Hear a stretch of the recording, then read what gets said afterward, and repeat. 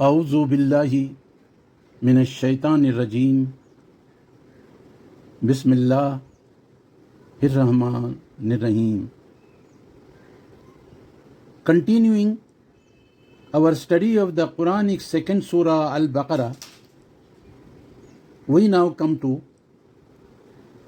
verse number 78 of Surah number 2.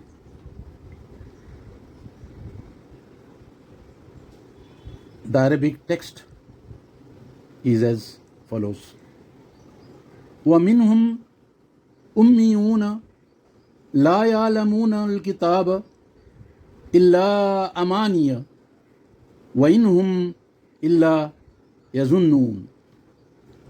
Translation. And among them are illiterates who know nothing of the book. They know nothing but their own desires, fancies. And they do not but guess.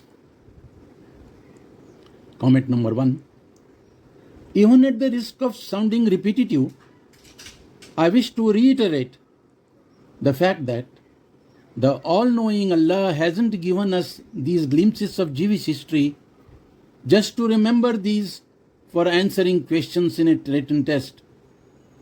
He, that is Allah, knew beforehand that a substantial majority of those who profess to follow the Qur'an would in fact be following the footsteps of the Jews in their behavior and attitude towards divine guidance.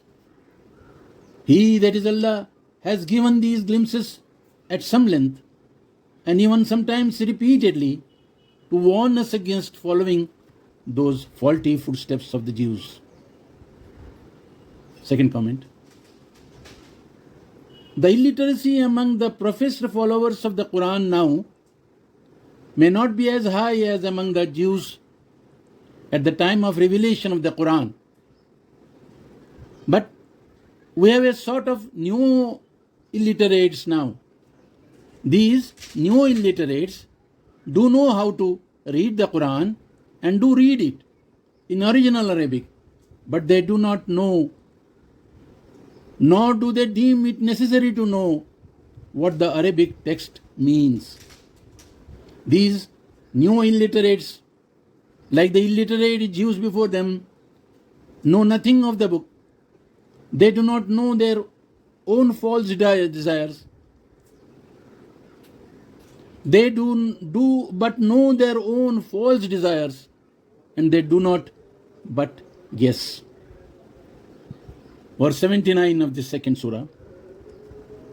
فَوَيْلٌ لِلَّذِينَ يَكْتُبُونَ الْكِتَابَ بِأَيْدِيهِمْ ثُمَّ يَقُولُونَ هَذَا مِنْ عِنْدِ اللَّهِ لِيَشْتَرُوا بِهِ ثَمَنًا قَلِيلًا فَوَيْلٌ لَهُمْ مِمَّا كَتَبَتْ أَيْدِيهِمْ وَوَيْلٌ لَهُمْ مِمَّا يَكْسِبُونَ. Translation. Woe then unto those who write the book with their own hands, but claim it to be from Allah, to trade it for a little gain. Woe then unto them for what their hands wrote, and woe unto them for what they earn. Comment number 1.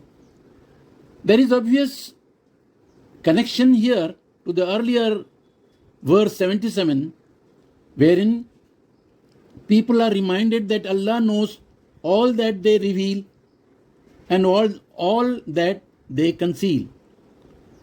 This 79th verse has relevance too to the immediately preceding verse 78. The unlettered people spoken of therein, wherein could easily be led astray by man-written books falsely publicized as divine. Second comment. The divine condemnation contained in this verse should not be misconstrued, as some people seem to do, as condemnation of all those who write books on religious topics and market them for a little price. What is condemned here is knowingly passing off a personal opinion or view falsely as a divine edict, without adequate evidence, therefore, from a truly and purely divine source, uncontaminated by human interpolations. The Qur'an is the only such source available to us now. It is the only source, moreover, enjoying divine guarantee of protection as per the 9th verse of Surah number 15. Now, verse number 80 of the second Surah. It reads as follows. وَقَالُوا لَن تَمَسَّنَا النَّارُ إِلَّا أَيَّامًا مَّعْدُودَةً قُلْ أَتَّخَذْتُمْ عِندَ اللَّهِ عَهْدًا فَلَن يُخْلِفَ اللَّهُ عَهْدَهُ أَمْ تَقُولُونَ عَلَى اللَّهِ مَا لَا تَعْلَمُونَ. Translation. And they say, the fire shall not touch us but for a few days. Say, have you taken from Allah a pledge which He would not breach? Or is it that you say of Allah what you know not? Comment.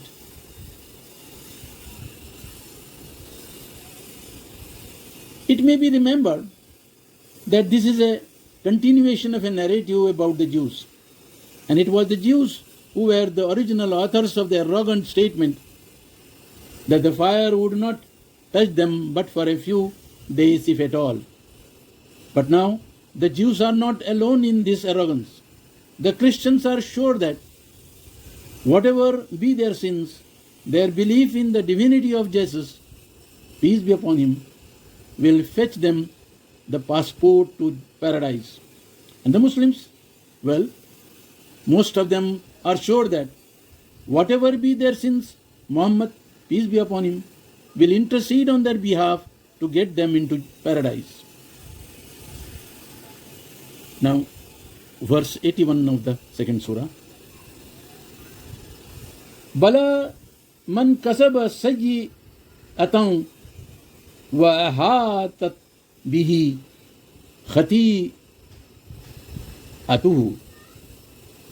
فَأُولَٰئِكَ أَصْحَابُ النَّارِ هُمْ فِيهَا خَالِدُونَ. Translation. Yes, indeed. Whosoever earns evil and his wrong has engulfed him, he would be among dwellers of the fire, therein to abide. No comments on this verse.